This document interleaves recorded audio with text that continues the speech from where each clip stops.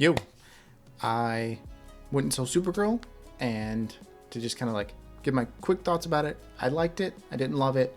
There were three things that I have thought about since I've seen it, where I've been kind of digesting it. Three big differences in the book that they don't use the same way or don't follow through with or don't address at all kind of in the movie, that I feel like were really big missed opportunities. And I think if they had incorporated them into the movie, would have been a significantly better experience and would have made for a better movie overall. And so those things are, which I'm going to go through in this video, those things are color/production design, true motivations, and outcomes. So we're going to go through each of those in this video. I'm going to kind of expand on what I mean by each of them, how they play in the book versus how they play if they do play in the movie, and how I think that the lack of a true adaptation from the book to the movie in these specific areas lended itself to a movie that didn't live up to its full potential. And so I will say that overall, I still had a good time with this movie. This is probably like a solid 6 out of 10 for me. While I do have several issues with the film, there's a lot I like and a lot of fun to be had in this movie. Millie Alcock, I think, did a great job with the material that she was given to use in this film. And while she's not in the Supergirl suit enough in this movie, for me, every moment that she is in it, it looks great, and she truly does feel like Supergirl. And I think that's, the highest praise that we can give her at this point, is that like she was the right choice to be Supergirl. And I'm very excited to see like where she goes in the future in Man of Tomorrow and projects after that. Also, I will say that I actually liked Jason Momoa's Lobo in this movie. He obviously was born to play this role, as everybody was saying, as he has said, and he does a pretty good job. There are obviously moments where he is maybe a little bit too hammy, a little bit too over the top, but that's kind of a Jason Momoa thing, and it's kind of charming when he does it. We kind of all love when he does it. So while I think he maybe went a little bit too over the top in a couple of scenes here, overall, I think that he is well cast in this role, and I love seeing an extended DC member in this movie to kind of make the world feel a little bit bigger, and so that we can kind of go like, I know that guy in this movie. So hopefully we see him in the future. I think that would be cool to have him meet up with some of the other super family, or in some other capacity, maybe with the Green Lanterns or something. But yeah, I think he was a cool part of this. He was maybe a little bit underpowered, I think, in this movie, but that tends to happen with live action, with comic or animated series adaptations into live action. They tend to be a little bit underpowered. Think like Starro and Suicide Squad. So that's okay. I'm okay with that. I'll live with that. Or Galactus, obviously. So, but again, I did like him, and overall, I think he was a good choice to play Lobo. This movie strangely went through 3 composers, and there's a lot we can speculate about that. Obviously, this movie is edited in an interesting way, and I will say that with the composer that they landed on, I thought that they created a pretty compelling theme for Supergirl. So I thought it was emotional, and it did what it needed to do. It was recognizable, it's memorable, and I hope that it's used throughout further projects that Supergirl is going to be in, to kind of like keep it consistent and keep that continuity, because I do think it's a good theme. And then I know that this one might have me lose some credibility here, whatever credibility that I have, but I really liked the mini bus driver guy who just speaks English. I thought he was really funny and like really weird, but like cool and cute at the same time. And I thought that was a bit, for me personally, that worked really well. While not everything in the bus fight with the little tech aliens worked very well. Like, for example, I really would have preferred the book version where she has to fight this like astral dragon thing, which is very cool and very colorful, and we'll talk about that in a minute. But I did enjoy the bus driver at the very least. I thought he was cool, and the fact that he just like speaks normal English, I think is really funny. So yeah, again, I realized this seems like the kind of character that would be very cringe to people, and he was kind of cringe, but like in a really funny way that I enjoyed. The first big difference that the book has on the movie, that the movie does not translate as well as it does in the book, in my opinion, is that of the color and the overall production design. And this is obviously with the caveat that I understand budgets are a thing and you can't do everything just like it is on the page, but I think they could have done a lot more in this regard to make it more in line with the book. And as I'll say in just a second, this is a big reason why Woman of Tomorrow is so special, is the way that they handle color and they handle contrast, and it really gives it a flair and a beauty and an aggression that is really spectacular. The color in this book is a huge reason why people love it so much and what makes it so special. The colorist is Matt Lopes, I believe, and what they do with color is it's very beautiful, it's very vibrant, it's very aggressive and vivid. There are lots of reds, lots of blues, contrasting colors, and the way that it aids in storytelling and in setting an atmosphere is something that is very special and is certainly a defining feature of this book as a whole. Anyone who loves this book will bring up the fact that the way that color is handled in this book is one of their favorite parts of it. Now, to contrast that, the film is not like that at all. So it's very beige. Almost the entire movie has this beige cast over it. They do go to different planets, but for the most part, regardless of which planet we're on, it's this kind of very flat beige tone. And we do occasionally, get to that planet with the green sun where there's some more color, and that's kind of the exception to the rule in the movie, and that is one of the planets in the book. But for the most part, the movie, I think, suffers significantly from not having that magical feeling that the book does because of how colorful it is and how much that creates an atmosphere of almost fairy tale like quality. It gives the story a whole different weight, a whole different air about it. And I think it's really unfortunate that this movie didn't do more to lean into that and to pay respect to that, to what the book did. And on top of that, the production design, the locations in the movie were severely lacking, in my opinion, compared to what we got in the book. We do get some of the same locations, but for the most part, they're just like the color. The locations in the book are very fantastical, partially aided by the color. And we have a scenario here where everything is kind of samey a little bit. And even a good example is the last battle, where Krim and Ruthie and Supergirl are and the whole ship that comes down.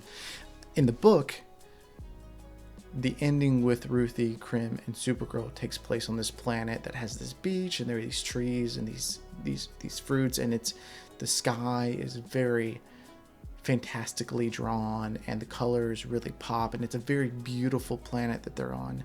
And the contrast in that from the book to the movie is that they end up being in a very bland gray, flat valley that has some hills in it, but it's very generic and not very well designed at all. It's just not designed. And I think that does a lot to hurt the overall gravitas of the movie and the overall fantasy that this movie is supposed to project. And to kind of tap onto the element of fantasy, this book, or this movie rather, really leans into the sci-fi elements of Woman of Tomorrow. And, make no mistake, there are significant sci-fi influences. They're going through space, and that's a big part of the book. However, fantasy and fantasy iconography is also a really big part of the book. Ruthie and her planet pretty much are very fantasy based. So like pretty much everybody on that planet looks more like fantasy than they do like sci-fi. And that even goes into with her sword and all of the elements surrounding that. This book is kind of this conglomeration of fantasy meets sci-fi in like not in a Star Wars way, but in its own way that is very special and very unique. And the movie, in contrast to that, goes fully into the sci-fi idea of it and doesn't really touch fantasy at all. And I think that specifically has leaned into making a lot of the environments kind of bland and gray and dull and overall uninteresting, which I think is pretty unfortunate. Now, moving on to the second difference in the book and the movie, that would be true motivations of characters, specifically Supergirl. So in the movie, Supergirl is motivated by Krypto being shot with a kryptonite dart, needing to find Krim and to get the antidote so that she can heal Krypto. In the book, it's framed the exact same way through the first 7 issues. This is an 8-issue miniseries, and then in the 8th issue, you find out that Krypto has been fine the whole time. She knows Krypto is fine the whole time. Krypto is staying with a veterinarian on Ruthie's homeworld, and the reason that Kara made up the whole story about needing to find a cure for Krypto, needing to find Krim, and needing Ruthie's help with that is because she saw Ruthie's quest for revenge and knew that it wasn't the right thing, that it wasn't the good thing, that it would end up haunting her for the rest of her life. And so what she wanted to do was to show Ruthie that killing Krim, pursuing this vengeance, was not the right way to go, and it was not right. So it really kind of changes the character of Supergirl, whereas in the movie, or in the book rather, you have the facade of she's just caring about her dog. She doesn't really care about Ruthie. Sure, she's, talking here and there about, being a hero and not letting this vengeance get the best of you. All the while, though, she has this motivation that is the true motivation, that she is trying to pull Ruthie back from this quest of vengeance and to know what it means to do good and to be good. Contrasting that with the movie, Supergirl is just trying to find a cure for Krypto, which is understandable. Obviously, Krypto's awesome. We want Krypto to be okay, but there's very little desire for her to teach Ruthie, to help Ruthie learn that this quest for vengeance is not going to be fulfilling. There are elements and scenes here and there where that's displayed, but overall it's not focused on nearly as much. It's not her main motivation. It's not the main catalyst there. And so it goes from Kara having kind of the persona of being selfish in the book, but really not, being very selfless and wanting to help Ruthie, to in the movie she is kind of being, not that going to find an antidote for your dog is selfish, it's not, but not being too terribly interested in helping Ruthie understand that this quest is not good and it's not going to fulfill her, and it's going to leave her even more empty. So it kind of switches around the whole motivations, and you see that Kara is this really good character, even though she's been through so much. She is this good character at the end of the day in the book, and in the movie they leave it a lot more questionable, and I would argue even leaning towards the not so great. So piggybacking off of that, kind of my point, 2.5, or really my point 3 of the biggest changes that I think were detrimental to the movie are outcomes. So this is a big issue for me. In the movie, obviously Supergirl kills Krim, and I think that Supergirl killing Krim at the end of this film fundamentally undermines the entire point of the comic book. The message of the book is that even though Supergirl is in this deep depression caused by the tragedy that she has experienced throughout her entire life, pretty much, at the end of the day, she still is Supergirl. She still is going to rise above it and be the hero. And even when she has gone too far and and throughout the book has witnessed such tragedy as her and Ruthie have throughout their adventure trying to find Krim, added on top of that the tragedy of Krypton and what's just happened to her entire life, where she just gets beaten down and down, further and further, her whole life. And at the end, she's obviously at her wit's end, and there's even a quote where she says, "The world is too big and we're too small." She feels defeated by that. And so she's going to kill Krim in the book. She's raised her sword, or Ruthie's sword, and she's going to kill him.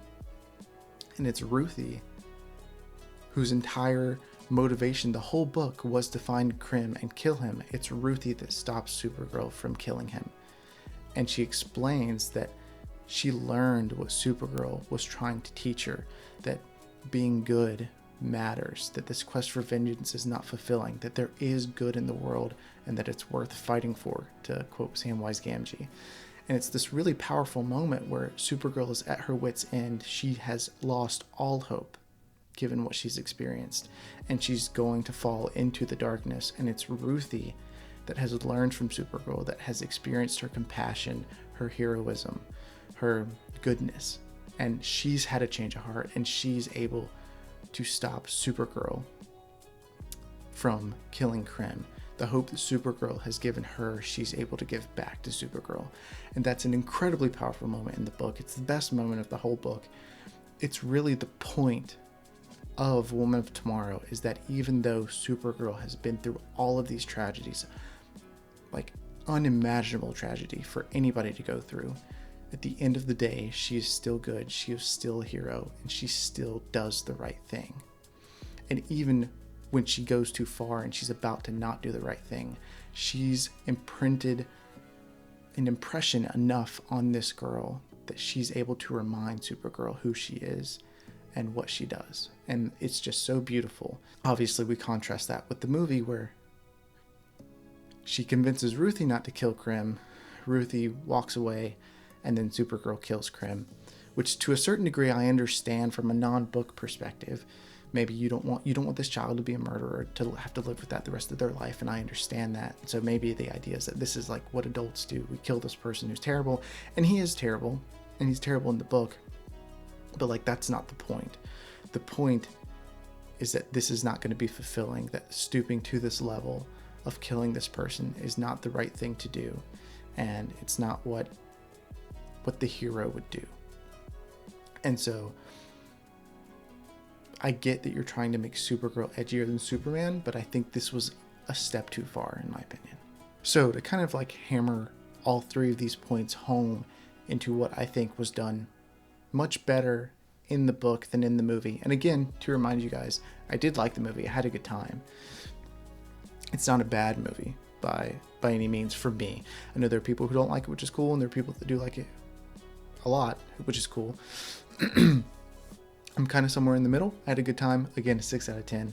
But to kind of like give you an example of kind of what encapsulates like these three major things being so much better in the book and the missed opportunities that they are in the film. I just kind of wanted to like read one of the passages from the last issue for you guys, just to kind of like really show. If you've read the book, you already know, but if you haven't, just kind of like really show the impact that all of these things kind of have in the book, and how I believe if they were incorporated into the movie could have been so much more impactful and would have made for a better movie overall. So here's that. What about Crypto? We can't kill Krim, right? Only he's the only one who knows about the poison, so we can save him. Crypto? Oh, Crypto's fine. He's being taken care of by the veterinarian on your world. I just made up all that stuff about needing to find Krim to save him, needing you to come with me because you knew what Krim looked like. You don't think I could solve all those problems? Come on, I'm Supergirl. I don't understand. Because you wouldn't listen to me. I could tell you were stubborn. I know stubborn well enough. You weren't going to learn that killing was wrong just by me saying it. You were going to waste the rest of your life chasing this man, dreaming about this worthless man, like I would dream about Krypton. I had to show you. I took you with me, hoping you'd learn about, I don't know, something. But you didn't learn, did you? Which makes all the sense in the world, because I couldn't teach you. Because I still dream about Krypton. You Boy, you've had your last words. Be quiet now. I learned it. Supergirl, you hear me, Supergirl? You better hear me. I learned it. Back on my home, when you kept on fighting and you had no right to. Or during the travel, when you helped me wash up after going. Even in the midst of all the ruckus of that bus, you took that time. Or in that town where I saw true evil, and I felt eternally lost, and you let me lean on your shoulder, and you put an arm around me, pulling me back until I was found. All those weeks chasing the wreckage of the brigands, and all you do in each place of horror was help those who needed helping, extending to them what you'd given to me, a shoulder to lean on. And when the very sun was against you and had drawn out every last ounce of strength, you still held your arm out to evil and kept it at bay. I saw you outrun magic, just whispering into the impossible that it had no control over you. None at all. Even now, with a ship of devils above me, I felt no fear, for I knew you were amongst them, and the devils would soon fade away. Truth of it is, when my blessed father passed, I felt the good fortune afforded to the universe was now spent. If someone of his kindness and generosity could be put down with such senseless indifference, then all was chaos. And in that maelstrom of the absurd, I could be nothing but another dot of dust flung this way and that. And so I dedicated myself to the death of Krim of the Yellow Hills, because if I must know that nothing matters, I saw no reason why that killer should remain ignorant of that essential truth. But watching you, being by your side these many days, I can't help but think that Grace did not die with my father, that there is a mighty wheel still churning in the universe, moving us all forward, and it is each of our responsibility to pay respect to that fate. Worlds will live and worlds will die, and evil will carve its name into the innocent, and good people will do good acts and suffer all the same. And everywhere, girls will be born with their eyes open to the hate ahead of them, and they will wonder if their voice will be heard above the screams. And in that moment of doubt, they will learn, as I have learned, of the legend of Supergirl, who lost everything and kept on walking. Then they will settle themselves content in their power, knowing someone out there has survived the storm. That tomorrow, when malice will make its attempt and help is begged from the heavens, there is a woman waiting. I too had the sword above him, but I could not bring myself to his wretchedness. For as you know as well as I, whatever dreams we may have, enough killing has been done.